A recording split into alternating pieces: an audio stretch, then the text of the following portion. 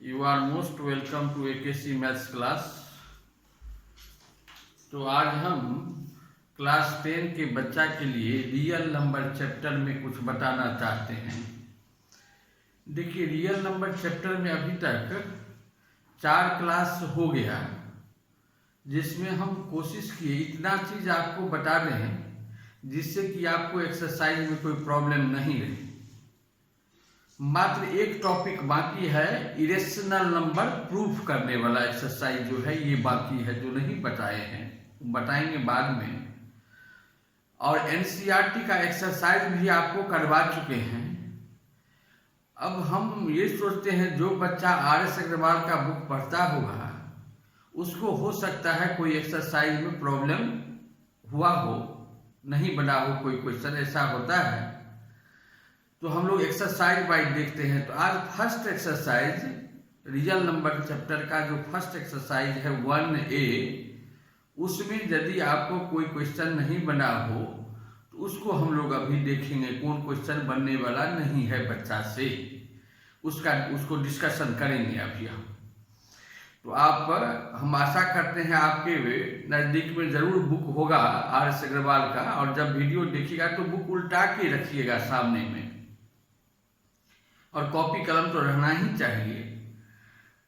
कभी कभी ऐसा होता है कोई क्वेश्चन जो आपको नहीं बना हो और हम बना रहे हों, उस टाइम में कुछ बात ऐसा होता है जो लिखना पड़ता है, तो कॉपी कलम रहना चाहिए बच्चा के साथ में। तभी हम लोग देखते हैं एक्सरसाइज फर्स्ट में कौन ऐसा क्वेश्चन है जो आपको नहीं बना होगा। तो देख रहे हैं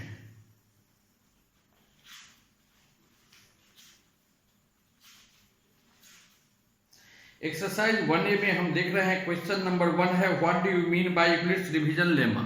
ये तो फर्स्ट क्लास में आपको पढ़ा दिए थे, रियल नंबर का जो फर्स्ट पार्ट का वीडियो है उसी में बताए थे। क्वेश्चन नंबर 2 में कहता है number when divided by 61 gives 27 as quotient and 32 as remainder, find the number. तो ये भी क्वेश्चन आपको बन गया होगा। Dividend equal to divider into quotient plus remainder नहीं होता है रिलेशन, तो उसी में हम लोग ये पुट करके बना लेंगे। ये भी बन गया होगा आपको। क्वेश्चन नंबर 3 भी सेम क्वेश्चन है, तो ये भी बन गया होगा। क्वेश्चन नंबर 4 में कहता है using Euclid's division algorithm find HCF। इसमें HCF फाइंड करना है by Euclid's division algorithm method. कितना क्वेश्चन ये बता चुके हैं आपको, हम HCF फाइंड करना by Euclid's division algorithm method. उसके बाद क्वेश्चन नंबर 5 देखिए, कहता है so that every positive integer is either even और ओड। ये भी आपको रियल नंबर पार्ट 2 का जो वीडियो है उसमें फर्स्ट थ्योरम जो पढ़ाई थी यही थ्योरम है, तो ये भी आप पढ़ चुके हैं। और आपके बुक का भी थ्योरम नंबर 1 है जो पढ़ा दिए हैं आपको। नंबर 6 में है so that any positive odd integer is of the form 6m+1 और 6m+3 और 6m+5 where m is some integer. ये है आपके बुक का थ्योरम नंबर 4 जो बुक में भी बना हुआ है और हम भी आपको पढ़ा चुके हैं। थ्योरम वाला जो वीडियो होगा क्लास 2 का, रियल नंबर चैप्टर का जो सेकंड क्लास जो किए हैं ना, उसमें आपको पढ़ाए हैं। उसके बाद देखिए 7th क्वेश्चन है so that any positive odd integer is of the form 4m+1 और 4m+3 where m is some integer. ये भी आपके बुक का थ्योरम नंबर 3 है जो हम पढ़ा चुके हैं सेकंड क्लास में। अब देखिए क्वेश्चन नंबर 8 जो है, कहता है if x and y are both odd positive integer then x² plus y² is even but not divisible by 4।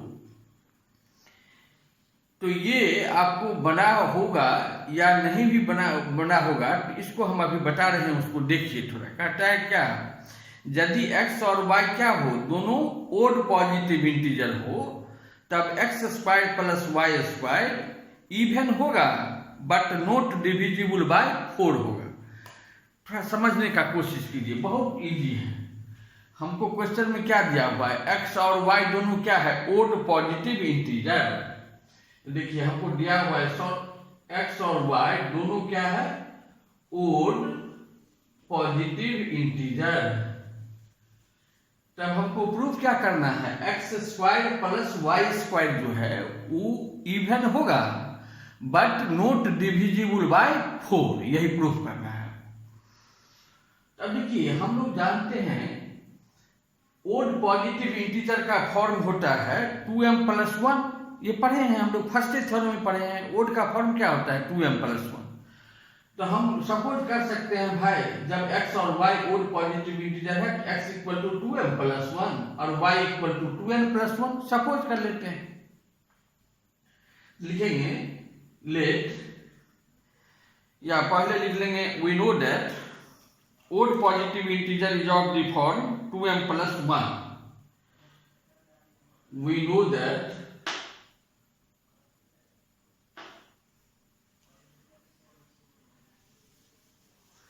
या ये नहीं भी लिखेंगे तो होगा, लिख देंगे तो और बढ़िया बात। We know that odd positive integer is of the form 2m + 1। तो हम सपोज करते हैं लेट x = 2m + 1 और y दूसरा कोई ओड पॉजिटिव इंटीजर है, तो इसको सपोज करते हैं एंड y = 2n + 1, दोनों ओड सपोज कर लिए। अब हमको प्रूफ करना है x² + y² इवन होगा, तो x² + y² निकाल के देखते हैं क्या होता है। देयरफॉर x² + y² क्या होगा 2m + 1 का होल स्क्वायर अब प्लस 2n + 1 का होल स्क्वायर, यही ना होगा। अब इसको सिंप्लीफाई करेंगे तो क्या होगा, इसको a + b होल स्क्वायर पर ब्रेक कर रहे हैं, तो 4m² अब प्लस 4m 2 × 2m + 1 2ab वाला टर्म, तो 4m हो जाएगा, तो 4m अब प्लस 1, फिर इसको ब्रेक करेंगे तो हो जाएगा 4n² अब प्लस 4m अब प्लस 1। अब देखिए इसको ऐसे लिख सकते हैं 4m² plus 4m plus 4m², इसको लिखे तब इसको लिख रहे हैं 4n² अब प्लस 4m प्लस 4n अब प्लस 2। अब देखिए ये नंबर इवन है कि नहीं, इवन किसको कहते हैं जो 2 से डिविजिबल होता है। तो क्या सब में 2 कॉमन है, इसको हम ऐसे लिख सकते हैं 2 यदि कॉमन लेंगे तो क्या हो जाएगा 2m² plus 2n² plus 2m plus 2n अब प्लस 1। अब देखिए ये तो 2 से डिविजिबल है, बाय 2 करेंगे 2 कटेगा, इसका अर्थ ये नंबर इवन है, लिख देंगे which is divisible by 2, therefore this is even number, या सीधे direct which is an even number, ये इवन नंबर हुआ। क्यों हुआ ये समझ गए। अब देखिए इसी को हम लोग फिर से यदि 2 से मल्टीप्लाई कर दें क्या हो जाएगा 2 2 जा 4m² अब plus 4n² plus 4m plus 4m अब प्लस 2। अब इसमें देखिए यदि हम इस फर्स्ट 4 टर्म में 4 कॉमन ले लेंगे तो क्या हो जाएगा m² plus n² plus m plus n plus 2। अब देखिए एक चीज यहां पर में समझिए, जैसे हम यहां 7 को लिख सकते हैं 2 × 3 + 1। अब यदि आप लोग इंग्लिश डिवीजन लेमा पढ़ चुके हैं, अब यदि कोई आदमी आपको पूछेगा बट इसको पढ़ो तो क्या पढ़ोगे, तो आप यही नहीं पढ़िएगा 7 = 2 × 3 + 1। तो ये तो क्लास 2 का भी बच्चा इसे पढ़ देगा 7 = 2 × 3 + 1। तो हम लोग तो आप इंग्लिश डिवीजन लेमा समझ गए हैं, तो हम कह सकते हैं सर ये जो लाइन है ये शो कर रहा है जब 7 को हम 2 से डिवाइड करें, 7 को 2 से डिवाइड करेंगे तो 3 होगा क्वोशेंट और 1 होगा रिमाइंडर। हम लोग अब इसे पढ़ेंगे क्योंकि इंग्लिश डिवीजन लेमा जान गए हैं। फिर से पढ़िए इसको, क्या पढ़िएगा जब 7 को 2 से डिवाइड करेंगे तो 3 होगा क्वोशेंट 1 होगा रिमाइंडर। यदि हम ये लिखें देखिए 11 = 2 × 5 + 1, इसको क्या पढ़ेंगे जब 11 को 2 से डिवाइड करेंगे तो 5 होगा क्वोशेंट 1 होगा रिमाइंडर। 17 है, इसको यदि 3 से डिवाइड करें 3 × 5 + 2 होगा, इसको पढ़ेंगे 17 को जब 3 से डिवाइड करेंगे तो 5 होगा क्वोशेंट 2 होगा रिमाइंडर। उसी तरह से इसको क्या पढ़ेंगे हम लोग, जब x square plus y square को 4 से डिवाइड किया जाएगा तो m square plus n square plus n होगा क्वोशिएंट, 2 होगा रिमाइंडर। तो 4 से जब डिवाइड करते हैं तो रिमाइंडर कितना हो रहा है 2। इसका अर्थ x square plus y square 4 से डिविजिबल नहीं हुआ, लिख देंगे which is not divisible by 4। देखिए तो x square plus y square even हुआ लेकिन डिविजिबल 4 से नहीं हुआ। क्यों नहीं हुआ 4 से डिविजिबल? क्योंकि 4 से डिवाइड करने से रिमाइंडर कितना आ रहा है 2, इसलिए 4 से एग्जैक्टली डिविजिबल नहीं हुआ। तो क्या प्रूफ कर दिए, यदि x और y कोई और पॉजिटिव इंटीजर होगा तब x square plus y square even तो होगा लेकिन डिविजिबल बाय 4 नहीं होगा। तो ये समझ गए होंगे। अब देखिए क्वेश्चन नंबर 9 है इसका। If question number 9 is for any positive integer n prove that n cube minus n is divisible by 6। कहता है जब n कोई पॉजिटिव इंटीजर हो तब n cube minus n divisible होगा 6 से। ये प्रूफ करना है, थोड़ा समझ।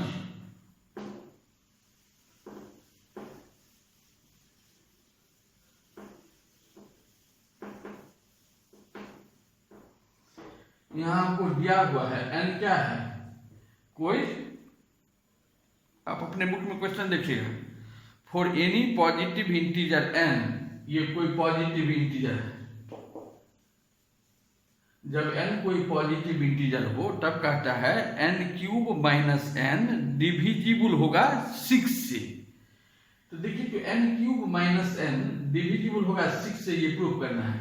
तब हम पहले सपोज कर लेंगे भाई, जब n को 6 से डिवाइड करेंगे तो कुछ न कुछ क्वोशिएंट होगा, उस क्वोशिएंट को हम कुछ मान लेंगे q या q मान लेंगे और रिमाइंडर को r मान लेंगे। हम सपोज करते हैं, यहाँ पर लिखेंगे ऑन डिवाइडिंग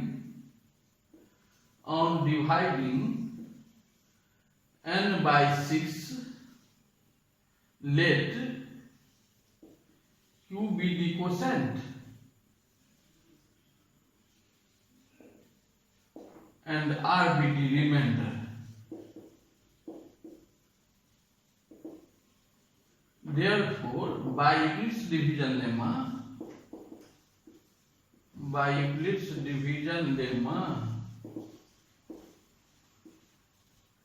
क्या हो जाएगा, जब हम क्या सपोज किए, जब n को 6 से डिवाइड करेंगे, रफ में देखिए, जब n को 6 से डिवाइड करेंगे तो q होगा क्वोशिएंट, r होगा रिमाइंडर, यही सपोज किए।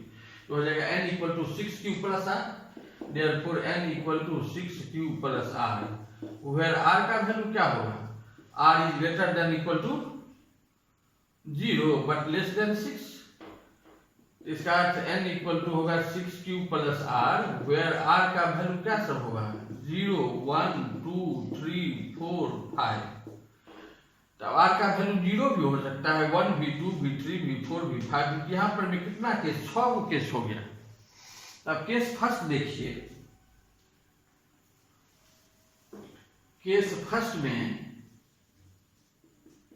when r इक्वल टू 0, जब r का वैल्यू होगा 0 तब n का वैल्यू क्या हो जाएगा, यहाँ 0 ले लेंगे तो n इक्वल टू 6q नहीं हो जाएगा, therefore n equal to 6q।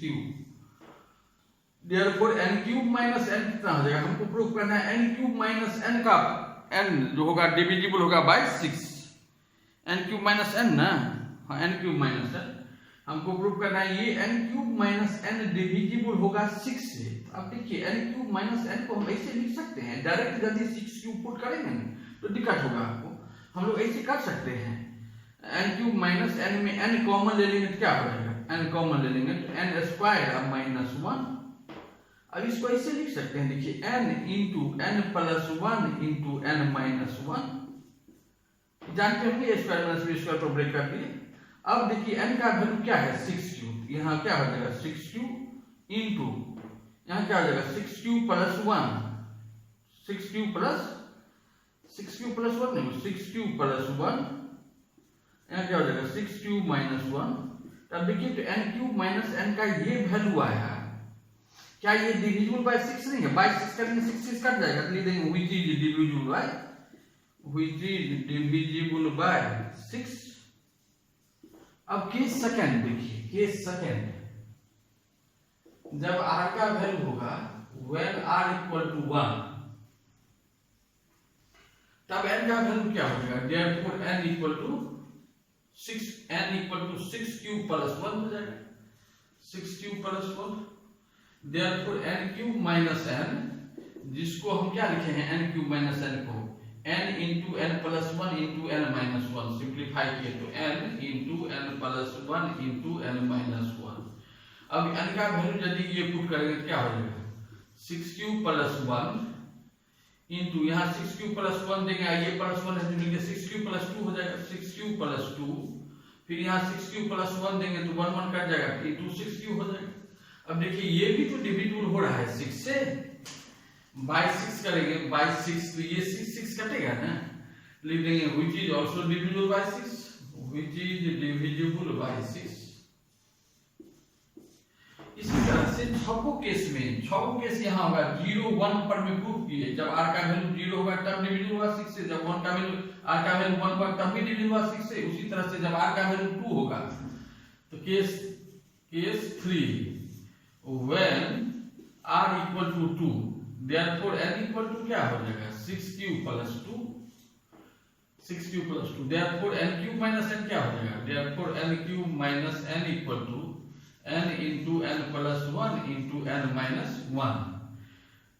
अब यहाँ पर n का ये वैल्यू पुट करेंगे क्या हो जाएगा, 6 क्यूब प्लस 2, यहाँ 6 क्यूब प्लस 2 देंगे तो 6 क्यूब प्लस 3 हो जाएगा, 6 क्यूब प्लस 3, यहाँ 6 क्यूब प्लस 2 देंगे तो माइनस 1 है तो 6 क्यूब प्लस 1 हो जाएगा, 6 क्यूब प्लस 1 ये होगा। अब यहाँ पर देखिए इस दोनों में क्या कॉमन है, 2, 2 कॉमन ले लेंगे क्या हो जाएगा, 2 3 जा 6, 3 क्यूब प्लस 1, यहाँ 3 कॉमन है तो 3 कॉमन ले लेंगे क्या हो जाएगा, 2 cube plus 1 into 6 cube plus 1।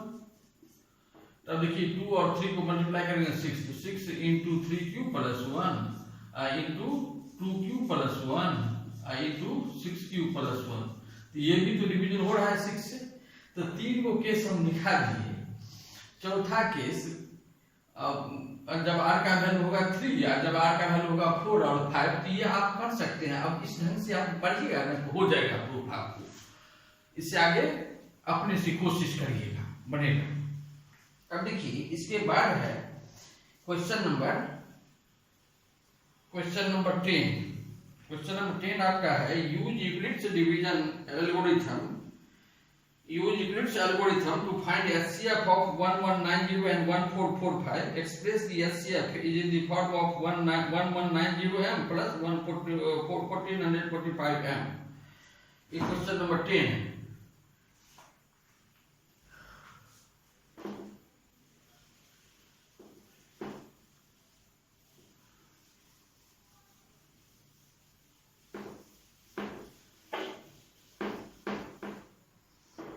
Question number 10 में कहता है use Euclid's algorithm to find HCF of 1190, 1190 and 1445। इसका HCF निकालना है, जो आप जानते हैं, निकाल सकते हैं। उसके बाद इसमें ऐड किया हुआ है एक और क्वेश्चन, कहता है उस HCF को एक्सप्रेस करो in the form of 1190m plus 1445m। ये नहीं बताए हैं आपको, ये थोड़ा समझिए। तो पहले तो HCF निकालेंगे। HCF निकालेंगे तो 1445 को 1190 से डिवाइड करेंगे। देखिए 14 यहाँ साइड में करें, 1445 को आप 1190 से डिवाइड कीजिएगा तो 1 जा होगा 1190। हाउ मच बैलेंस 255 ना। अब 255 से 1190 को डिवाइड करेंगे तो 4 जा 1020। हाउ मच बैलेंस 170 ना। अब 170 से 255 को डिवाइड कीजिएगा तो 1 जाएगा 170। 85 बैलेंस, 85 से 170 को डिवाइड करेंगे, 85 2 जा 170। यहाँ रिमाइंडर 0 हो गया, यही हो गया HCF। तब स्टेप लिखते हैं यहाँ पर थोड़ा बाइबिस डिविजन में क्या हो जाएगा। स्टेप फर्स्ट में डिविडेंड ये है, डिवाइडर ये है, क्वेश्चन ये है, रिमाइंडर ये है। तो वो लिख सकते हैं 1445 equal to 1190 into 1 plus 255। Step 2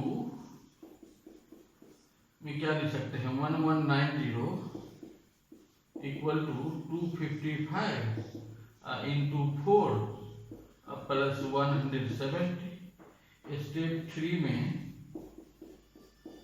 255 को डिवाइड किए 170 से 170 इंटू 1 प्लस 85। स्टेप 4 में 170 को डिवाइड किए 85 से 85 इंटू 2 प्लस 0। यहाँ रिमाइंडर 0 आ गया इस स्टेप पे। इस स्टेप का जो डिवाइडर हुआ 85 वही एचसीएफ हुआ, तो यहाँ पर लिखना पड़ेगा since remainder becomes 0, since in this step remainder becomes 0 therefore divide 85 of this step in the HCF of the given number. हम डायरेक्ट लिख देते हैं देयरफॉर एचसीएफ इक्वल टू हो गया 85। तो ये तो पार्ट आप जानते थे पहले से। अब कहता है इस एचसीएफ को एक्सप्रेस करो 1190m प्लस 1445n के रूप में। ये नहीं जानते हैं तो इसको कैसे एक्सप्रेस करते हैं देखिए, इतना समझिए बढ़िया से। एचसीएफ है 85, तो ये स्टेप जो हम लिखे हैं 1 2 3 4, फोर्थ स्टेप लास्ट स्टेप है, उससे फोर्थ लास्ट स्टेप से पहले वाला स्टेप में लिखिए तो 85 इक्वल टू हम क्या लिख सकते हैं, इस 85 इक्वल टू लिख सकते हैं 255 माइनस 170। तो हम लिख सकते हैं 85 इक्वल टू 255 माइनस 170 इंटू 170 है।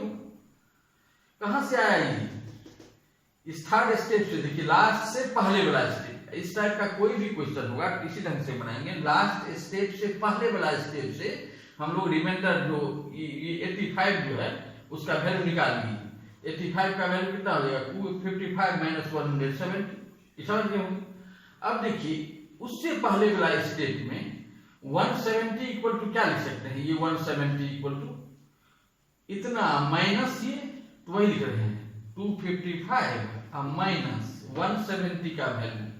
यहां से देखिए 1190 ये कहां से आया, from third step, from third step हम लोग ले आए ये, उससे पहले वाला सेकंड स्टेप है। तो फ्रॉम सेकंड स्टेप क्या हो जाएगा 1190 माइनस 255 इंटू 4।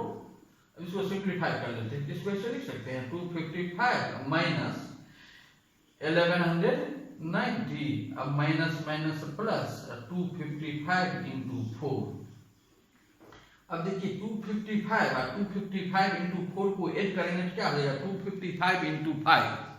कैसे हो जाएगा सर, यहाँ पर देखिए 255 का क्या हुआ 1255। जैसे आपको कोई कहेगा 1x प्लस 4x कितना होगा बताओ, आप कहिएगा सर 5x होगा। उसी तरह से यहाँ देखो ना 1255 प्लस 4255 मिलके 5255 हो जाएगा। या आप 255 कॉमन लीजिएगा तो 1 प्लस 4 ब्रैकेट में आएगा तब भी 5 हो जाएगा। तो डायरेक्ट हम लिखेंगे, तो हम लिख सकते हैं इसको 255 इंटू 5 माइनस 1190। अब देखिए यहाँ थर्ड स्टेप से लिखे थे, यहाँ सेकंड स्टेप से लिखे, उसके बाद फर्स्ट स्टेप में देखिए 255 इक्वल टू क्या लिख सकते हैं, ये 255 इक्वल टू ये माइनस ये वही लिख रहे हैं 255 को बदलना है 1445 माइनस 1190 इंटू 1 लिखें या नहीं लिखें लिख भी सकते हैं इंटू 5 माइनस 1190। ये समझे होंगे। अब देखिए तो अब 5 से मल्टीप्लाई करेंगे क्या होगा 1445 इंटू 5 माइनस 1190 इंटू 5 माइनस 1190। तो 1445 इंटू 5 इस दोनों पे करेंगे क्या होगा माइनस 1190 इंटू 6। समझे होंगे। अब देखिए इसी को फिर हम यहां पर लिख रहे हैं तो क्या हो जाएगा 85 equal to 1445 into 5 plus 1190 into minus 6। अब फिर इसको लिख सकते हैं 1190 इंटू माइनस 6 प्लस 1445 इंटू 5, तब नहीं आ गया किस फॉर्म में 1190m प्लस 1445n के रूप में, वेयर m का वैल्यू क्या निकला हमको, m equal to -6 and n equal to 5, इसी फॉर्म में लाना था। कैसे लिखे समझे, फिर एक बार देखिए, ऐसा क्वेश्चन एनसीईआरटी बुक में नहीं है इसलिए बता रहे हैं कैसे एक्सप्रेस किया एचसीएफ को हम इस रूप में। तो पहले तो एचसीएफ जो 85 है उसका वैल्यू लास्ट स्टेप से पहले क्या होगा वो लिख लिए हम। उसके बाद देखिए उससे पहले वाला स्टेप में 170 का वैल्यू क्या होगा, फिर लिखे यहाँ पर मैं सिंप्लीफाई किए दिए है। उसके बाद फर्स्ट स्टेप से 255 का वैल्यू क्या हुआ ये पुट कर दिए, तब सिंप्लीफाई किया हुआ गया। समझ गए होंगे इतना बात। अब देखिए इसके बाद वाला क्वेश्चन नंबर 11 क्या है।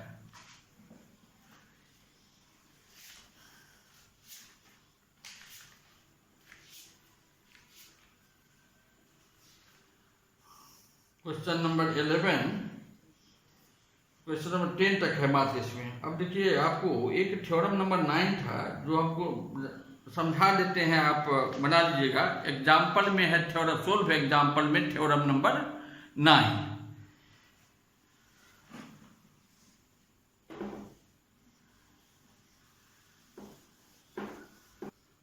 अब देखिए थ्योरम नंबर 9 आपके बुक में है। तो थ्योरम नंबर 9 ये है, कहता है थ्योरम नंबर 9 बता रहे हैं, ये कहता है if n is an odd integer, if n is an odd integer then show that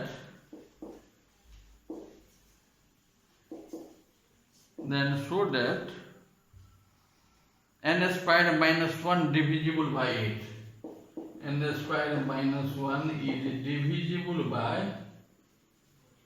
8। n क्या है यहाँ देखिए, n कोई ओड इंटीजर है। हम लोग पढ़े हैं इससे पीछे थ्योरम में ओड